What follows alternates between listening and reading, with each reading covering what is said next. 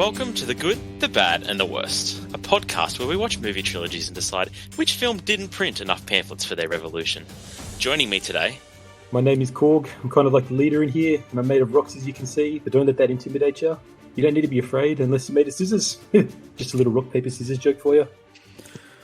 And I'm Luke, and time works real different around these parts. On any other world, I would be millions of years old, but here on Sakaar... Well, of course, we are doing the Thor trilogy. Boys, how did we enjoy watching the Thor trilogy? Oh, I absolutely loved watching Thor Ragnarok. I think this might be one of our easiest trilogies to decide the worst and the best. I could be wrong. There might be some division there, but I feel like it's pretty straightforward. Yeah, it's pretty clear cut. I don't see there's any argument. I think, easiest is the best. Obviously, Dark World's the best. When it comes to the worst, I'm a bit torn, but we'll get into it. We'll see. I don't like comedy, yeah. I don't like good movies. All right, let's get the stats out of the way. Stats. As with any Marvel movie, these stats are just off the chain. So, the first Thor movie, a budget of $150 million. Worldwide box office was $450 million return. $150 million for the second movie is the budget, $644 million return. And Thor Ragnarok, $180 million as the budget, $850 million return, for a total of $1.9 billion total revenue, or total box office from these movies. Just mind-bogglingly large amount of money. I'm kind of surprised they keep getting higher, but I'm also not. I'm surprised Ragnarok has leaped out. So, yeah. It's going to be pretty obvious that it's our favourite of the movies, considering all our quotes came from it. But, people going into it didn't necessarily know it was going to be so good, maybe? The pedigree from the other two movies makes me feel like the third one shouldn't have been as popular. Yeah, and I feel like there's a pretty common trend where when the first one's okay, the second one makes better, and then the third one tends to fall off a lot. Especially if the second film isn't a great movie, which Dark World, spoiler, is not a good film. So, and Taika Waititi's name's worth money, I guess. Obviously there was a lot of that. I don't think at that time he was so mainstream, Lou, to bring in those numbers. Not at all. This is what's blown him up a lot since then. But obviously, the internet fans were a lot more hyped. I think the trailers were a lot more promising than what the first two movies were. I remember seeing the trailers and thinking, these movies actually have a style. These movies look different to anything we've seen in the MCU before. The colour, the 80s theme music, I'm so there for it. And to me, it delivered on a lot of those things. Let's have a look at the critical response. So we're just going to go with Metascore. For Thor, it was 57. Thor Dark World, 54. And then Ragnarok, 74. Yeah, it's a big difference. It is a big difference. I also agree with that order. I do. I think 57 and 54 are too close. I'd extend that. Yeah, I agree. Interesting. Look, if you say Dark World is not the worst. I'm just saying, I thought it was heading into this. It's not as worse as I thought it was. Not as much the worst as you thought it was going to be. It's not as much the worst movie I've ever seen as I thought it was,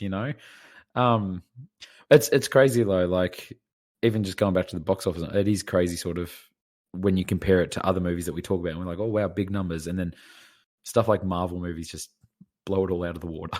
It's crazy. I'm surprised that Thor Ragnarok's only 70%. I guess I'm going off the whole Rotten Tomatoes. Yeah, and this is Metacritic. I think things are generally a bit lower on Metacritic. Yeah, because I think Thor Ragnarok was 90% on Rotten Tomatoes, but Metacritic's filtered for fanboyisms. Oh, okay. Whoops. But I'm pretty sure Thor Dark World and Thor were around the 60s and 70s on Rotten Tomatoes. So, all right. We always have this question, and it feels weird to ask it for Marvel because Marvel. I mean, is there any movie Marvel's ever going to release that's not going to be part of a trilogy? I mean, I guess we had Black Widow recently, which probably isn't going to be a trilogy. No. But does this deserve to be a trilogy? These earlier films, definitely, that's how they came into it all. These are all parts of a trilogy that are all parts of something bigger again. Yep.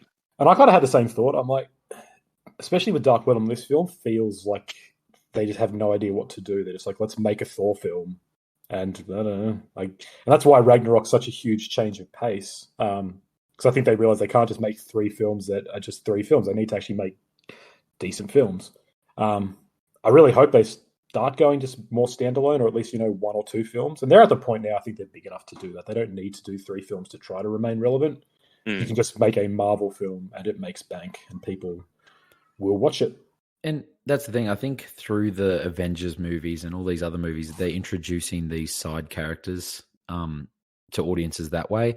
Obviously, with Captain America, Thor, and Iron Man, this was like how they built them characters up before even the first Avengers movie was having their own standalone movies. While now, I feel like a lot of these characters, like even Black Panther's a bit weird, where you'd think it's destined for a trilogy, but obviously everything that's with Chadwick Boseman and everything, it might just be the 2 and done. But he was in Civil War, and like that was his big introduction point. Same as Spider-Man, even though Spider-Man's going to be a trilogy as well. It's like, obviously the movies aren't really designed as trilogies, like especially Thor. Like it's like Ragnarok, it doesn't really fulfill an arc from the first 2, I don't feel.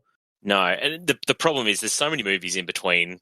Like Thor's in all the Avengers movies between these, where he has his own character growth. Again, it's hard to even call them a true trilogy in terms of like narrative arc, I guess.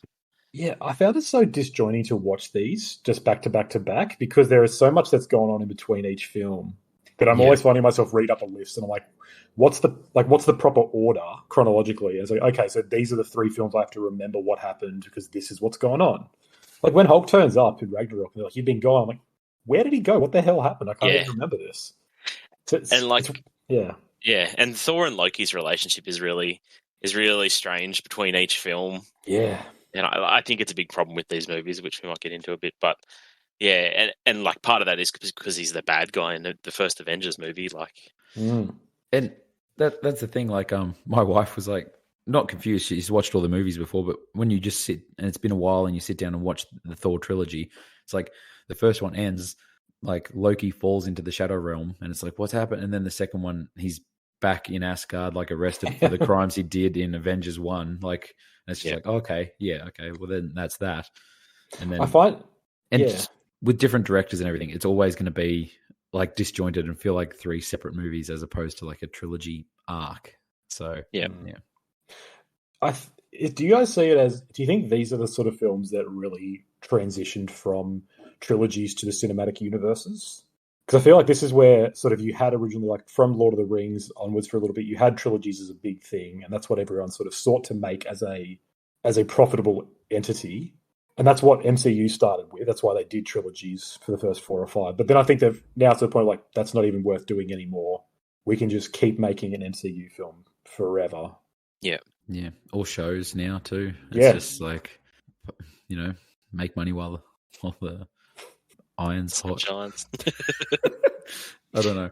But it's weird to think as well, the 4 Avengers, like 3 of them had trilogies, but the Hulk never did. He's never had his own standalone movie. He has, just not Ruffalo. Not Ruffalo, but that's strange, actually. Is there enough there for that? I don't know. Is there enough there for Thor? Yeah. I like the Edward Norton Hulk movie to an extent. I agree. I'm going to be honest here, as like a MCU fanboy, the only movie I've never watched. Oh, you should watch it. I've never watched it. I skipped it every time I've done my MCU rewatch. I think it's decent. It's weird seeing Edward Norton as the Hulk, but that's the only thing, because I'm just like, it's too late. I've already watched Avengers. Mark Ruffalo's already my Hulk. I don't want it to be. That takes my suspension of disbelief too far out. And I'm like, no, I can't. It's definitely like the weird red-headed stepchild of the MCU. Like, they'll never talk about it ever again if they can avoid it. Although they do include Lieutenant Ross or whatever his name is, like in later General movies. Ross, yeah. And Abomination is coming back. I think Tim Roth's doing it as well, isn't he? What's Abomination coming back into? He was recently shown in a trailer for something. Yeah, no, I read that as well. He is reappearing. Is he in not Spider-Verse, but whatever that one's going to be called? Is it Eternals? I don't know. He's showing up in something, and that he's sort of been redesigned. But Abomination is back apparently. So don't know. I'll do the research for that right now.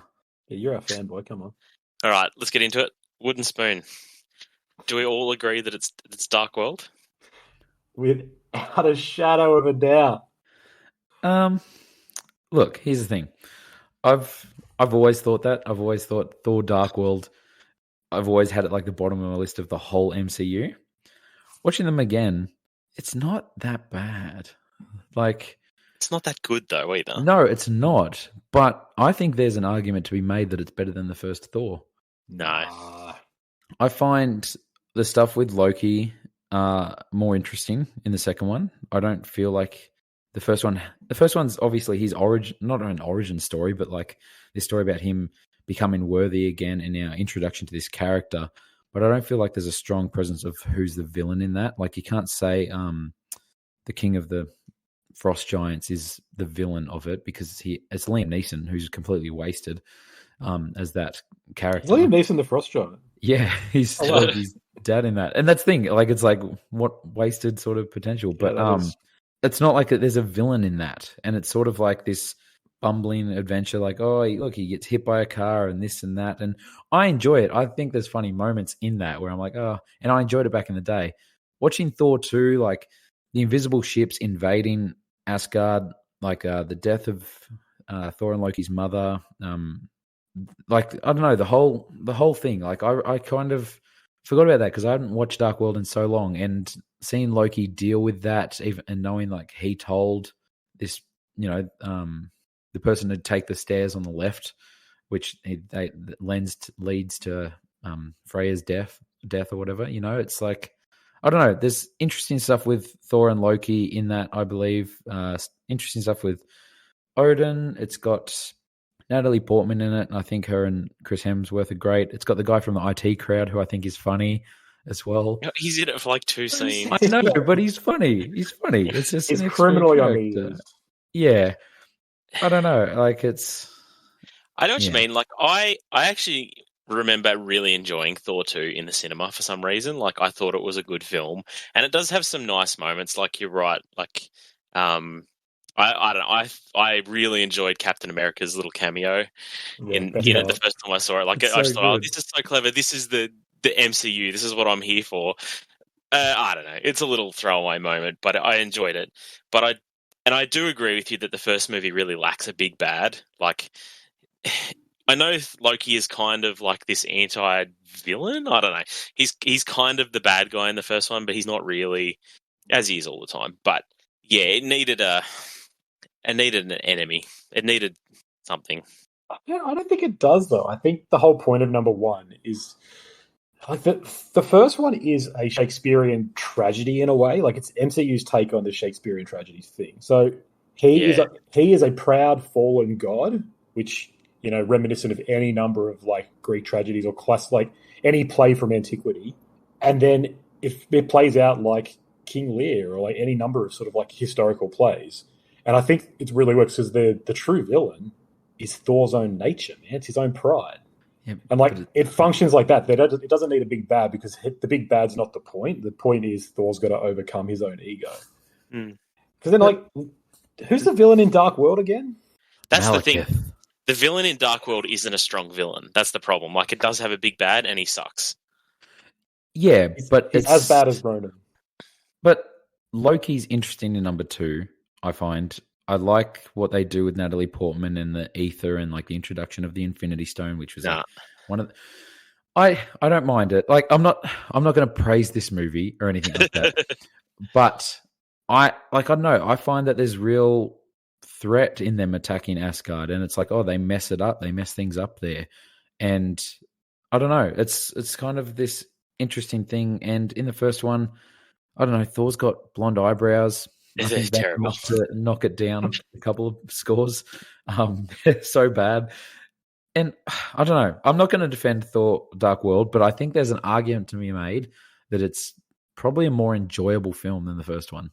No, I found the thing that is I do like about number one. You're right, Conan. It does have this theatrical Shakespearean feeling to it. Like it's directed by Kenneth Branagh, who's like comes from that pedigree, and you can definitely feel it come through. Like. Whereas Thor 2, I feel like doesn't have that.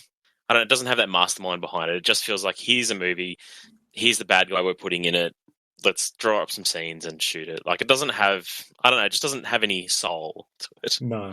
And I think, like, that's Alan Taylor as a director. He's kind of that guy you go to for, he's a TV director. He directs sort of fill-in films for franchises. And it was originally supposed to be directed by Patty Jenkins, but that ended up falling through. And that ended up leading to why Natalie Portman wasn't in the third film. But it had seemed like there was a creative idea there, and just through what always happens with these things, rewrites and creative differences, and everything falls apart. And so it's like, we have to make a film. Let's just get the guy who you hire for, a renter director and the most generic script you can get and spit this out.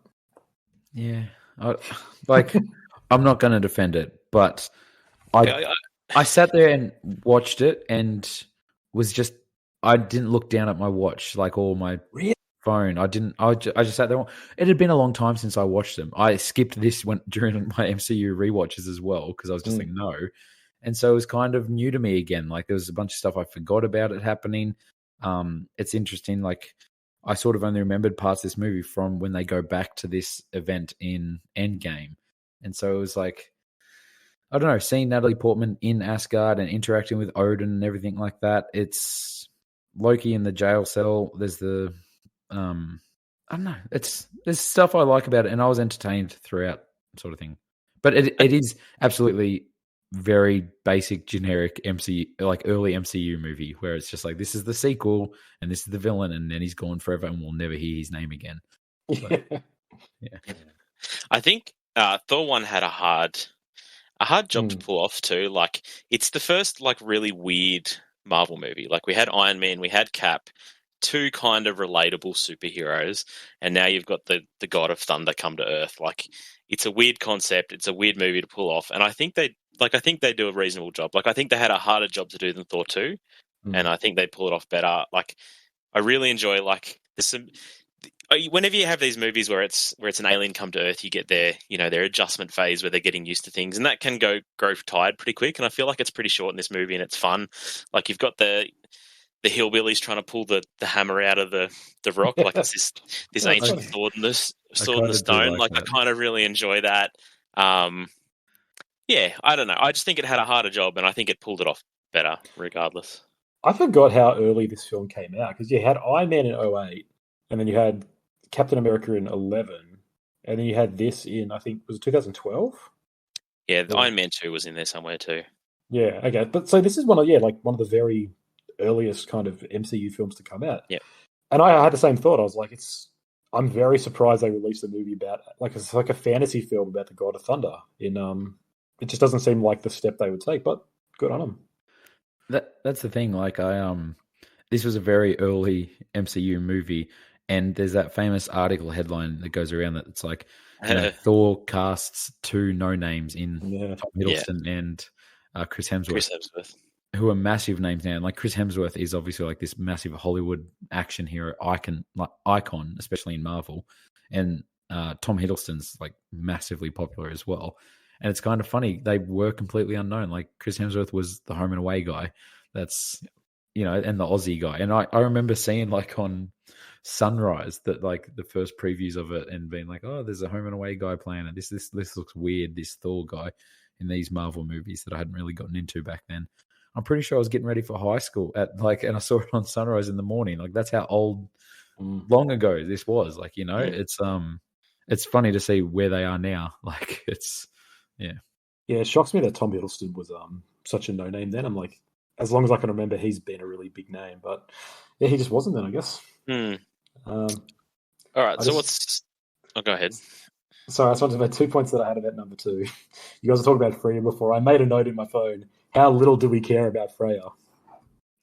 I had so little care. She dies, and I'm like, why do I give any number of craps? Yeah, she's. Here's the thing, actually. I care more about Freya now, though, after her little scene in Endgame with Thor. I don't know. That's just there's not many moments between them.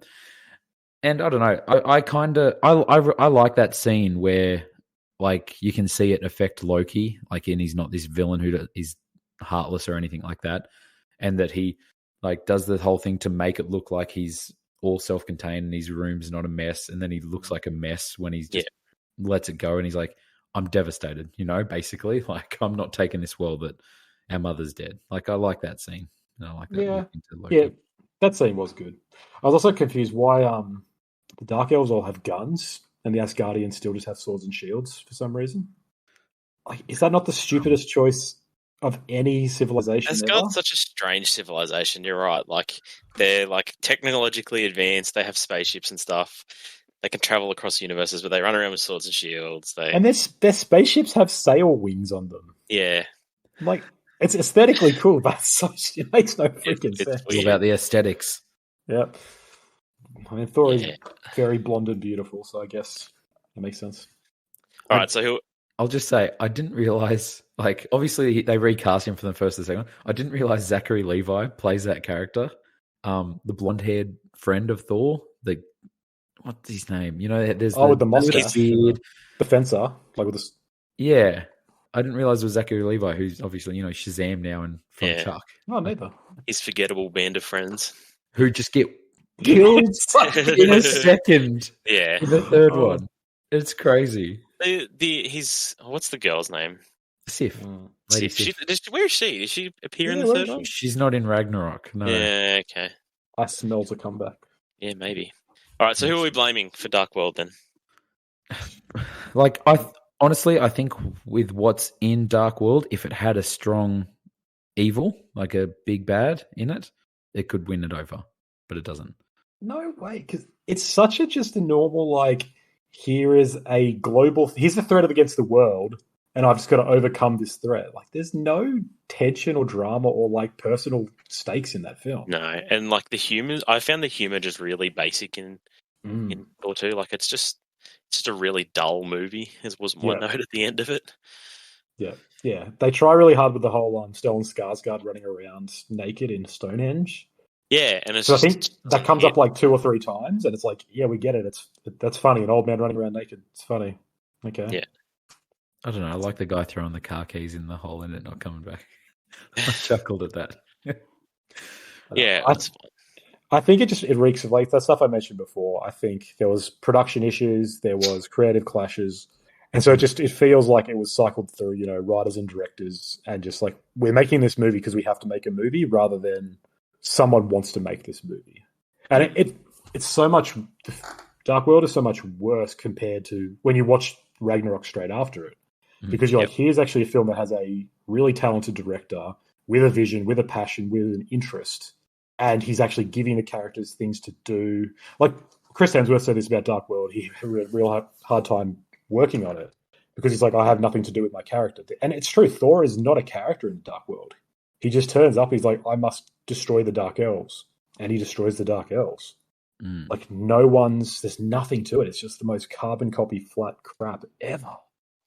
I feel like between 2 and 3, Marvel really worked out that they need to give these trilogies to a director or a creative team. Like, we see it with Guardians of the Galaxy and is it James Gunn? Yeah, we see it with like the Russo brothers and Captain America. Like, these are all the best versions of these movies, and I feel like that's what they've done with number 3. Like, Taika Waititi obviously is an excellent director, and he really just steals the show with that movie. And he's obviously going on to make more of them. So, I feel like there's just not that vision behind this movie, not that creator who wants to do this movie. And I think that's what they learned from these movies and from Iron Man too. Like, it's just, its 3 movies are not amazing. No, I think you're right. Actually, it's especially with the Russo brothers. I guess the best example. They really just kept bringing them back for everything. Hence why they did. They took over Avengers. Like they became the MCU for 2 films. So I think you're right. They were like, these guys have a vision. They're talented. This is a better choice than just let's get 15 cheap directors and just give them a film each, because we can churn them out that way. Like Chris Hemsworth has said, like, before Ragnarok, like, he would have been done by then. Like, he'd signed on for more movies once Taika Waititi came on, and he was like, okay, no, this is Thor. Like, I can get into this. Like, this is new life into Thor. And that's the thing. You couldn't have a Thor movie now without Taika Waititi. Like, if you just gave it to another standard director, it'd be kind of like, no. I'd be so curious to see what happens. Yeah, like, because I can't imagine Waititi wants to just direct 15 more Thor films. So, like, what happens when he's done with it, or when it sort of does have to translate? Like, because I guess what Natalie Portman's going to play Mighty Thor in Love and Thunder. Yep. So I guess whoever takes over that would be, and Christian Bale as well. I can't wait for that movie. Yeah, so it'll be really interesting to see what a Thor film looks like then, because I don't think Waititi will keep doing that. I assume they'll get someone else into sort of for Natalie Portman's character, or they'll just end it and move on. I reckon end it with Thor 4 and get him just involved with the Guardians of the Galaxy and James Gunn. They teased it in Endgame. Just have the Guardians of the Galaxy. Wait, like the two of them making films? What? Like have like Thor interacting with Guardians, because him interacting with Guardians in Endgame and Infinity War was hilarious. I thought it was Chris Pratt, and I think Chris Pratt's involved with Love and Thunder. I mean, when last time we saw Thor, he was on a ship with the Guardians of the Galaxy. So give me more of that. I assume everyone will be in Love and Thunder, right? Like Ant-Man will turn up for some balls, and Iron Man will have an obligatory. Even though he's dead, he'll just have an obligatory scene as well. That's the power of Taika Waititi. He can get Robert Downey Jr. back. Yeah. All right. Who deserved better? Chris O'Dowd. Yeah, I'll give you that. I forgot he was in this, and he has that scene, and I'm like, oh, cool, he's going to come back and save the day or do something, and he just makes that one call. And I'm like, why the hell is his character here? Yeah. But I like him though. He's such a good actor. Like he's really funny. So yeah, I would agree with that. He deserves better. All right, I have an opinion on the whole trilogy that Idris Elba is wasted. Yes. Yes. I feel like putting him in this role where he does have some stuff to do. Like he should have been a villain. He should have been one of like the Avengers. Like I don't know. Maybe it's because I'm watching The Wire at the moment, but that dude I feel like he steals every scene he's in. He was the best addition to The Office that they made over the years. Like, I don't know. I need more of him in my life, and I wish that the MCU had used him more. Like, he's got a big role in Ragnarok, which I appreciate, but he could have been like a standalone hero or a villain for one of these movies or a different MCU movie. I had a note here, like I would watch the hell out of a show about Heimdall just like ranging around the ruins of Asgard, saving, like a wanderer. And he just like the Mandalorian, but it's him, and he just wanders into this little village like, oh, there's some evil people here. And he just, because he's so good and he looks so badass with that sword and those dreadlocks. And the contacts in his eyes. Yeah.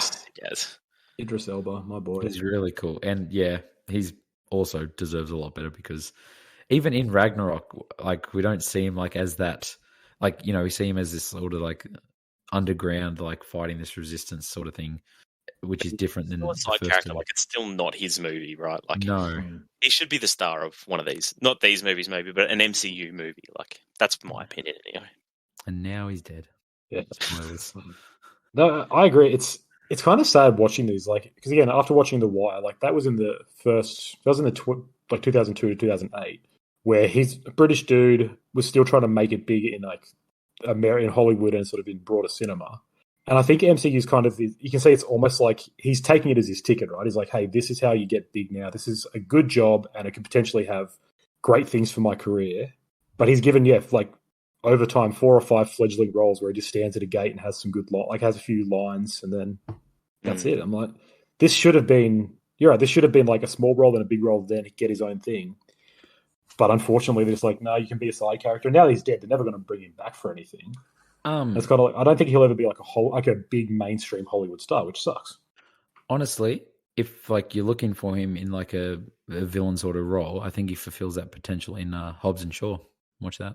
No, I'm not going to watch Hobbs and Shaw. He's Black Superman. He says it's gangster, man. It's cool. There was rumors going around for a while that he was going to be the new James Bond. Like, he would be great as that role. So down for that, but yeah. Like, he's had a good career. I don't want to make it sound like he's done a lot of great stuff. Beats, Beast of No Nation, whatever it was. And he made his own film, Yardie. Like, he's had a good career. Did Luther for the BBC. It's just he's never been like that American staple, which maybe he doesn't want to be, but I feel like with these films, he's trying to break into it and just can't quite make it. He's never been like that. Yeah, the star. No. Like the number one post on this movie with a whole bunch of other stars. Yeah, you're right. It's a shame. He could come back. You never know. Oh, he's not going anywhere. He's just not going to come back in MCU. You don't know that. He could be back. Yeah, I guess so. I guess watch Loki. What if? Yeah, yeah. All right. Do we have a fix for number 2? I don't care for Patty Jenkins' Wonder Woman, but I would be interested to see just what she would have done with number 2. I think the fix is what you said earlier about having like a creative vision behind it and having a director that has his vision and it's his film or her film. Like, I think that would make it feel more of something. I feel like something of its own thing. I agree. I had a thought, and maybe you guys won't agree, but as a trilogy, I feel like Loki's turn comes too soon. Like, I feel like we needed a movie where Loki seems to be the good guy for the whole film, so that the betrayal is that much worse when it happens. I don't know. Like, I wouldn't have minded the first Thor film being about Thor and his band of merry warriors doing something fun, and then have the second movie be Loki's betrayal, roll that into Avengers. Like, give Thor a movie with his powers and then have it taken away in the second one. Like, the problem is that means the first Thor movie is set entirely in Asgard or one of the realms. Like, that's a hard sell, I think, for a first movie. Imagine if the Thor one didn't have any Earth parts in it. Yeah, I think that's what's weak about number 2 is that it's all about Asgard. Like, it keeps flashing back to Earth, show Natalie Portman just running around being a scientist, doing sciences. But then it's all about Asgard conflict, and I think it suffers for that. Like, that's not the interesting part. It also goes to the really dark and moody planet where they listen to Creed. It's just funny. Malekith's just rocking out to Creed. It's got an emo fringe. Just waving it around. I'm not going to go to Asgard with all those conformists. More like Asgard. I think that's a really interesting fix. Like, Thor works better as an internal character. Like, Ragnarok is very much a film kind of about this bumbling hero, right? And like his weird sort of, he feels like he's like this machismo god, but he's also he's very aloof, and that's really fun. And Thor 1 works, in my opinion, because it is like that tragedy. It's this guy overcoming his pride. And the conflict, again, the villain in the first one is the frost giant and the giant robot that turns up at the end. Like, they're completely forgettable. They're redundant because they're not the point. The point is his own growth and his own conflict. And so that'd be really cool having number 2 again, as like his conflict is with his brother and there's a lot more of internal growth there and they sort of overcome, and then there's a betrayal or something. That'd be so much more compelling than just watching Thor fight faceless elves with machine guns. Holy crap. Do you think they wanted to push aside and bury the whole thing of Loki being Laufey's son and actually blue is his natural color and everything like that? Because we see it in Thor 1 and then we like never see it again. It rarely comes up, does it? And they're just like, no, this is Loki. Like, he's not going to adopt his natural form again. So I don't know. I don't want to see it. No, it's such an early reveal. Like, I don't know what you do with it. Yeah. Like, it should be something that comes later. That's sort of what I'm getting at. But yeah. I mean, Loki in these earlier films is so bizarre. Like, not bizarre in a good way, just bizarre in that there's no. In a lot of ways, he doesn't serve a purpose and he has no thought. He's literally just a wild card to be like, we can do anything we want here because we have the god of mischief. So it's just a good, like, it's a good ace in the hole to have in case we get stuck in writing. I do. He's a really good actor, Tom Hiddleston. Like, he's a really good actor.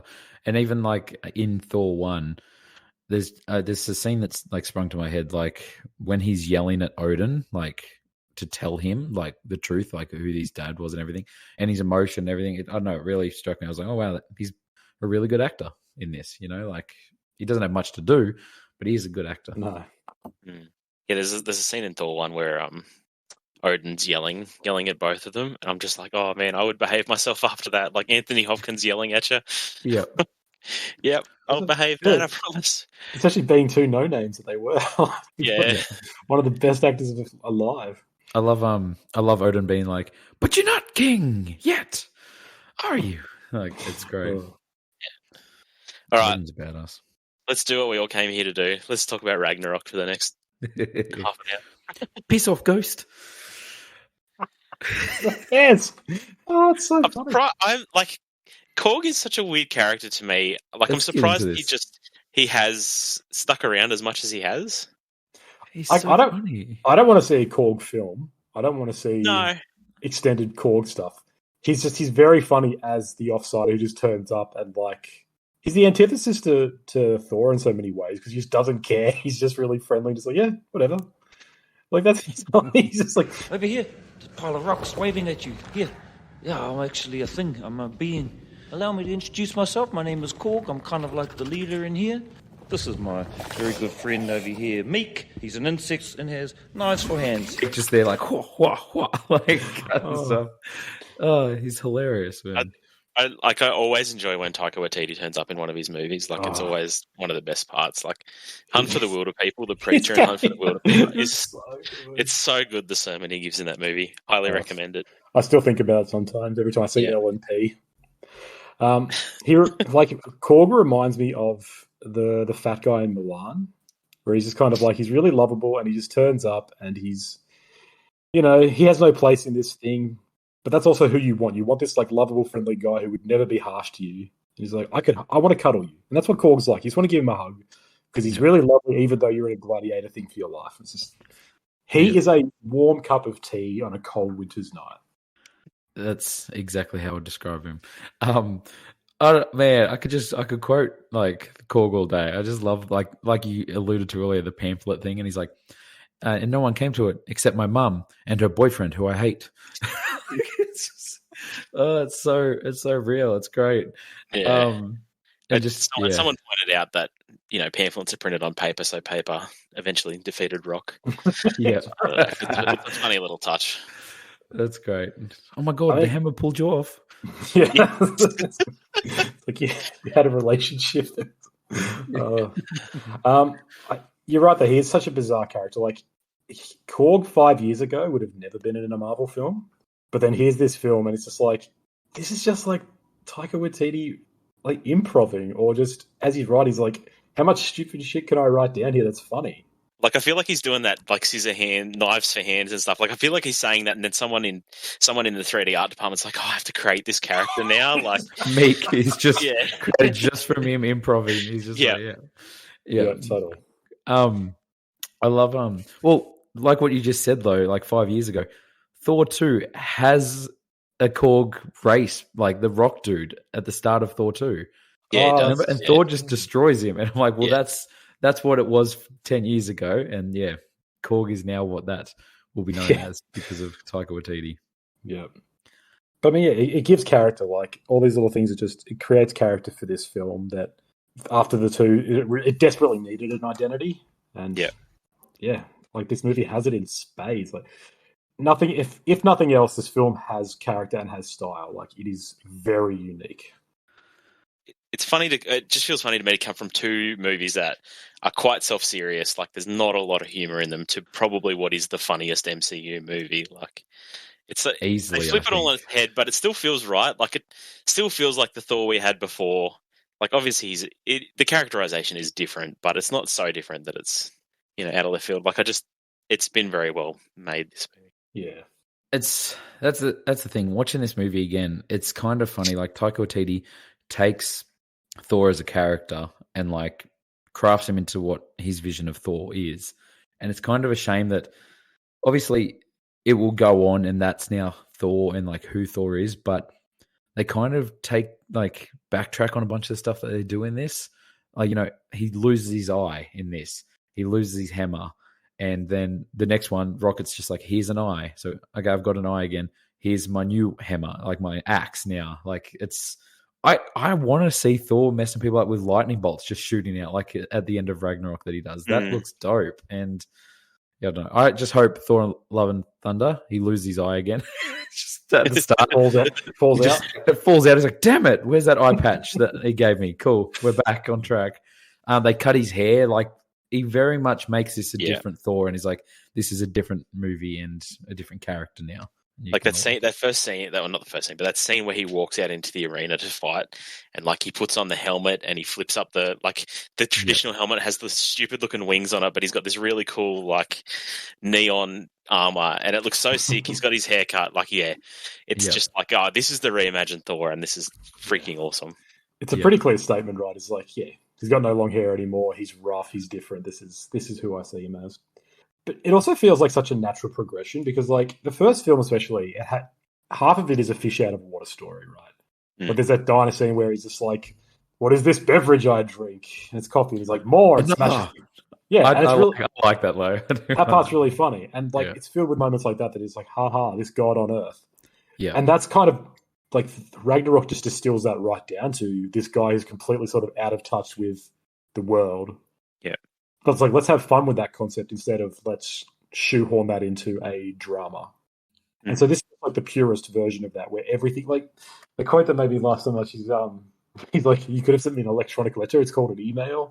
He's like, "Do you have a computer?" He's like, "No, why?" That's really funny. Yeah, Doctor Strange is in this, and that scene's hilarious too. Yeah, it captures his character so well, like this weird duality of overconfidence and detachment from it all, but like just so lovable. I love that scene with Doctor Strange where Thor's just getting rocked about, like he keeps crashing into the bookshelves because Doctor Strange just keeps teleporting him around the house. He's like vomiting, spilling his beer. He's just like, "Oh god!" All right, after this, I want you guys. You might have seen it already. There was a sketch. Yes, I already know you're talking. It's a snap. It's like made by like a uni in Western Australia. It's that exact concept for an ad for a university. You should go watch it. I swear they just ripped it off, but it's good. Like, it's such a good thing. Oh wait, no, sorry. I thought you were talking about those trailers he had with his roommate. Yeah, that's what I thought too. I was so confident. I was like, Daryl. I was like, he's talking about this. They are really good. They are really good too. But everyone should go Google "It's a Snap." It's an ad for a Western Australian uni, and just tell me they didn't rip that scene off from that ad. Yeah. As soon as you said the name of it, I was just like, I don't think I'm on the same page anymore. I was like, I'm just going to keep smiling and pretending because I was so confident that I was like, I know what you're talking about. And that's the thing. I love that Taika Waititi, in charge of Doctor Strange, he gives them the yellow gloves, like from like he has these little things that look different from the rest of the Doctor Strange movies and stuff. Yeah, like I don't know, Cogs. I just love the another day, another Doug.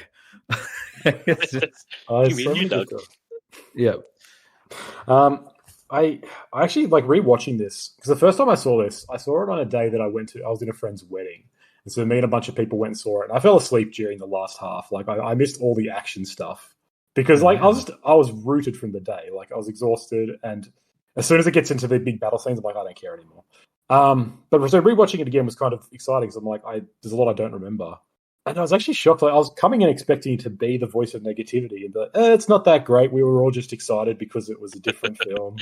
But I was actually like, no, it's a really funny film. It really holds up. I think what it does so well is in a lot of ways, even though it's not the best Marvel film, it's kind of what a Marvel film should be. Like, it ticks all the boxes. It does all the generic stuff that you want from a Marvel film. But it's just so unique in doing so. Everything feels refreshed that it's like, it doesn't feel like they're completely recreating this whole new... They're not reinventing the wheel, but at the same time, they're just making the wheel so much more than we ever thought the wheel could be.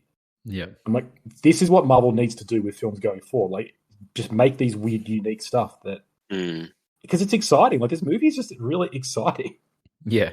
It stands out. Like, this is, I think, one of the most rewatchable Marvel movies. Like, you can just sit down and just watch it and laugh pretty much every time.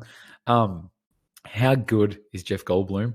Like, I was going to say, is this the most so Jeff Goldblum has ever been? Like, yes, and it's so good, man.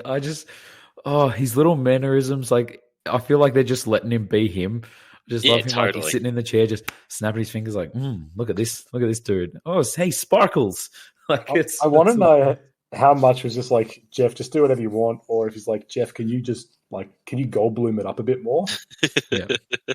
He probably didn't even know he was on a movie set. They just went to his house and just started filming, and he's just there.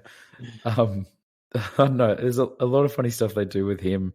I love him melting his cousin. He's just like, you're officially pardoned from life.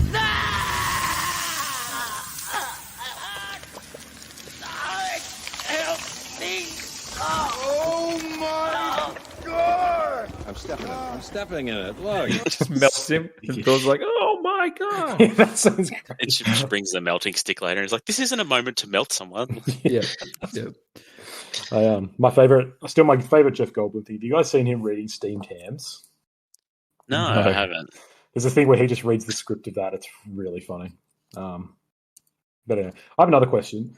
Did this film do more for Australia and New Zealand than the film Australia did for Australia. Because I think so. I think this film does a much better job of bringing the cause forward. You've got the Commodore, you've got Amari as the lead guard of Jeff Goldblum's group or whatever it is. You got Korg. You got Korg. It's great. It's very clear, like, hey, let's give all these jobs to Australians and New Zealanders, and let's give them like lead roles. Let's have Korg's like got this very acute New Zealand accent. Like that could be again 10 years ago. That'd be really like disjointing for American audiences, but it's like, no, we're going to do it because these people exist, guys. It's fantastic. You have Carl Urban. I kind of wish they let Thor have an Australian accent for some reason.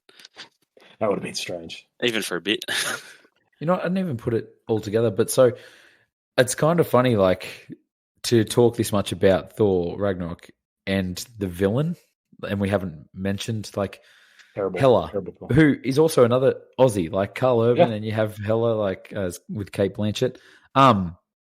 Would Hela have been better as the villain in Dark World and not had her here? I think she would have been equally as forgettable. She's not, because I think she could be good though. Yeah, she could. I think she's fine. She is like, she's not what you think of when you think of this movie. Like, no, I do enjoy that final battle in Asgard. Like, I do think it's fun. There's a lot of good moments. I love when Banner jumps out of the plane. It's just so soft as well. It's just like, it's like you're about to find out who I am. Yeah. No, I almost forgot she. Like, I knew she was in this, but I forgot all her scenes. And every time it sort of goes back, I'm like, okay, this is clearly what they're like. Taiki, you've got to have something in here. You can't just do Thor riffing with like just be a comedy. Yeah, exactly. It's like we've got to have some sort of grander plot and arc. And he's like, oh, whatever. And so Hela just sort of turns up, and Cate Blanchett's really good as Hela, but there's just nothing there. She looks so young still. Can someone explain to me what Hollywood magic's going on there? Maybe she's born with it. Maybe. Or money can buy you surgery, I've heard. Money can be exchanged for goods and services, yeah. Yeah. So when you're as famous as her, you have lots of money. I do feel like with Cate Blanchett, and it's not her fault because she's an amazing actress, I feel like she's the only part of this movie where the comedy falls flat. Like, anytime she tries to make a joke, it doesn't, like, she doesn't do it often, but I feel like none of her lines deliver, in my opinion. Yeah, I agree. It's a shame. Like, it feels very wasted. She deserves better in this film because she is one of the best actresses currently working. And she is really like, it's a big flex. It's like, look, we can get Cate Blanchett for this. Again, she's an Australian, so I think she probably wanted to do this because like so many great Australians and New Zealanders are in this film.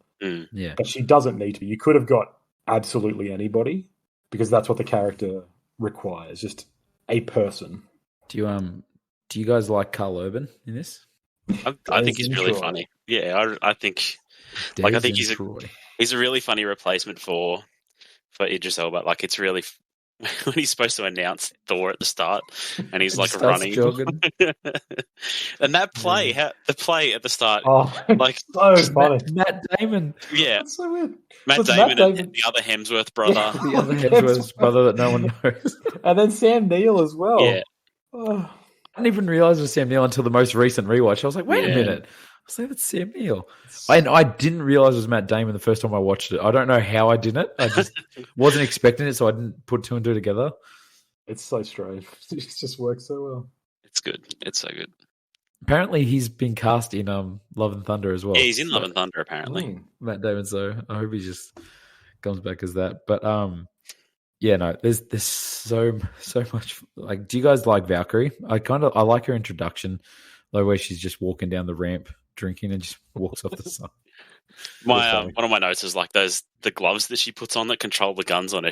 That's really sick. Like, the designs on everything on that planet are just so good. Yeah, I enjoy all of it. Like when he's getting the tour of Sakaar and it's the Willy Wonka music playing, it's just like. But here on Sakaar, you are significant. You are valuable. Here, you are loved. And no one loves you more than the Grand Master. This is just a genius movie. Like, it's so good. Oh, it's very clever. Yeah, no, she's really good. Like, I kind of don't like the whole trope of like this woman who can just drink so much. Like, I feel like it's very overused to be like, look how tough she is. She can just drink constantly and never get affected. but she's really likable in it, and she's very funny. What's her name? What is it? Tessa Thompson. I kept thinking Raya. Yeah, no, she's really good. There's this movie's beautiful though. Like there's so many like where they do like the painting sort of shots of like the Valkyries fighting Hela and with Thor coming down with the lightning to attack the Draugrs at the end. Like and the way they do immigrant shots. song on that scene. It just kicks in. They do it twice. Good. It's so good. Yeah, they use it twice. It's the best use since like Marty Scorsese. That's the thing. I remember going to the cinema. I have a distinctive memory of watching Thor Ragnarok at the cinema because I remember going there and it like having rain and thunder going on outside and being like, oh, this is so cool. Like, I'm going to go watch Thor Ragnarok. And I just remember sitting there. I'm pretty sure I posted that as a status on Facebook. I was like, oh yeah, tonight's the night. But I just remember like that opening scene with Surtur and he's like in the cage straight away, like sets the tone. I'm like, oh, yeah. I was like, this is going to be a funny movie. I could just tell. And I love him spinning around. He's like, wait, hold on a second. Yeah. I'm not even trying to do this. I'm not even doing it. That scene again, like that, because you're right, that sets the tone. And as soon as they started making jokes, I was like, this is going to tell me if it's funny or if it thinks it's funny. Yeah. And I was like, no, it's funny. Like, Waititi's just got such a good comedic sensibilities and timing. It's great. And I'm sorry, I've just got to keep talking about. Like, I use it all the time. If I know people come over to my house for the first time, I do the cull open, like, behold my stuff. And just point stuff in my room. I'm like, look at this. It's great, and it's like something so simple, like the dragon's head, like coming through the room because it gets caught in the Bifrost thing when he brings and everyone gets covered in and blood. Like its eyes rolling in the back of its head and its tongue falling out. It's like such. The girl's just screaming. It's great. That's great. That is really funny. Can we talk about Chris Hemsworth for a second? Sure, absolutely. All day.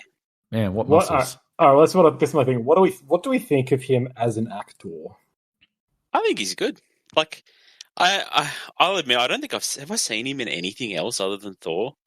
Well, I know you watch a lot of Home and Away. So yeah, does he do other stuff? I thought he's just Thor, isn't he? And he also has a fitness business on the side. That movie Extraction. He was in a few years ago. Oh, true, in that. He was in a Michael Mann film, Black Hat, as well.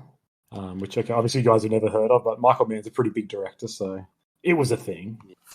You know, I actually don't know if I've seen Chris Hemsworth in something else other than Thor. He's in the Men in Black reboot as well. True. Yeah, I didn't watch that. Very good. Bad Times at El Royale. That's a great film. Is he good in it? He is actually. Okay. He's good in it. I like him. I think he's perfect for Thor. Like in this character, in this role, I really enjoy him, especially in Ragnarok. But I enjoy him in the first Thor as well. I thought he was funny back when I first watched it. I won't say he's a great actor, but you're a big Rush fan, aren't you? Oh, dude, yes, Rush is awesome. Yeah, Rush is a great movie. Yeah, no. Of course, Grant, he's in Cabin in the Woods. In what? The Cabin in the Woods. Oh yeah.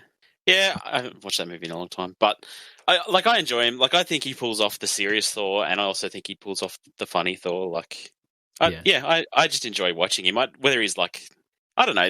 You can say someone's like this great, like Shakespearean or character actor, or you can just say someone has like he definitely has the presence of Thor in these movies. And I do think he pulls off the comedy. Like, I love when he's on the ship and he's like trying to use his code name. it's Point Break. Welcome, Point Break. The mightiest Avenger. Okay, so that's kind of what I'm aiming for. Like, do you guys think he's comparable to Arnold Schwarzenegger? You know, because I kind of had this comparison of, is Thor like his Terminator films? I think he's a better actor than Arnold Schwarzenegger. Okay. Like, I don't know. There's much more range in the Thor movies. Like, I don't know. It's not like Arnold Schwarzenegger's funny and also serious. Like, when Thor's angry, it feels like, oh man, this dude's a Norse god who could mess shit up. And I think it. Maybe it's just his muscles or something. I don't know. But dude's cut. And I don't know, like, especially if you get into Endgame where he's like overweight Thor. Like, I think he's funny as that, even though he is. That's a lot of physical comedy too, but he's funny in that. And then at the end, when he's facing down Thanos again and he gets the bloody braids in his beard and he turns into this big Viking dude, he feels powerful and like not to be messed with again. But I don't know. I think he's really like he's funny in this, and like small things that like I love the whole scene with the disguise where she's like, "What's that?" And he's like, "This is my disguise," and she's like, "It's not good." And he's like, "It is if I do this," and like, just if I cover my face like this, and just small little moments like with Banner where he's like, "Is he low?" Like, yeah, that meme face. Like, it's very good. There's little intricacies in his acting. Like some of the lines fall flat with his delivery, I feel, but I think he's definitely a funny actor, and he can be not a serious actor, but he can play a badass really good as well. So, yeah. Griner? Yeah, I think I agree. Like, I probably need to see him in more stuff. Yeah, I think because like in Black Hat, he does an American accent, and it's atrocious. He clearly hasn't figured that out yet. But then in Cabin in the Woods and in Bad Times at El Royale, he is really good. But then like Extraction, did either of you guys see Extraction? I haven't watched it. No. I watched the first 20 minutes. It's very just like on the John Wick train. Yeah, and it's because you naturally compare him to Keanu in that role, and it's like he is nothing compared to Keanu. Like he just has none of the same presence or physicality, despite being super jacked. But I don't know, because I always kind of disregarded him as like, he's just gotten lucky with a Thor film. But he is actually in Ragnarok rewatching. Like he is really good. You're right. He can hold his own to a lot of these people, and like his comedic timing is pretty impeccable. But I'm undecided. Like I don't know if he's a good actor because I'm still like the rest of him. I don't really. His emotions kind of lacking, and I don't think his anger is like. I don't feel his anger. I feel him acting that he's angry, and I feel him acting that he's sad. But he is very funny. So I think there's little moments, maybe not in these movies, but I think like in Infinity War, like there's a scene with him and Rocket on the ship when he's talking about like, then my father died, and then my brother died, and he's like, no, like I can beat Thanos, like I'm good to go, and like there's acting in there where I'm like, no, you can see that he's broken, and he's like, I need to kill Thanos, and I like the whole thing of him not going for the head in Infinity War and being sort of haunted by that because it's his fault, and I think he's definitely a better actor than Schwarzenegger, but yeah. All right, it's all claims. I mean, Schwarzenegger, reach out if you want, and we'll get both of them on. Chris Hemsworth, if you're listening, no disrespect, I really would love to chat to you, but yeah. All right, I had another question. Is this the first time an orgy has been mentioned in a Disney property? I forgot this line. I know he uses it for his orgy. Oh my god! I love that they press the button and just that song comes on. It's like, it's my birthday. Oh god, Grandmaster is hilarious. Maybe, but I was watching a documentary last night and forgot that technically Pretty Woman is a Disney property.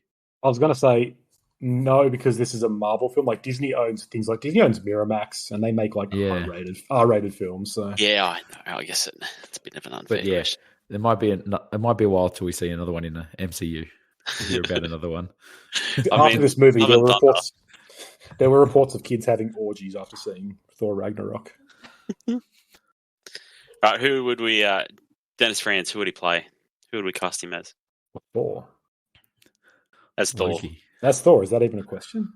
Odin. Yeah, I was going to say Odin as well. If this wasn't directed by Taika and wasn't such a New Zealand flavoured film, he could play Korg. Meek. He could be Meek. Just not alien looking. He just looks like himself, and he's just being carried around by Korg. He's like, I accidentally trod on him. He's just got his shirt. Been bad, so I've just been carrying him around. He's got his shirt off, just in all his glory. Oh man, I love that. And then Meek's still alive. He's like, he's still alive. It's such a weird scene because he's like, Korg, where are you from? But Meek, where are you from? Oh, I think he's dead. And then he just ignores it. He just carries on. Decides to go. Yeah, it's just another joke just to be thrown in right at the end. It's just that's toss. All right. Anyone got anything else they want to add to Thor? Oh man, I could quote Grandmaster all day. Like, no, it's like I love the little things. I love his banter with like the New Zealand captain, like the female New Zealand captain. Like he's like, what that? She says slaves, and he's like, I hate that word. And she's like, and she's like, what? Mainframe? And he's like, no, why would I hate mainframe? It's like the S word. And she's like, fine, the prisoners with jobs. And you're like, that's better. That's better. It's a really weird casting for, like, I know she's from Hunt for the Wilder People and has worked with Taika before, but like it's a weird casting, but they seem to have a pretty good chemistry. Like it just works somehow. I don't know.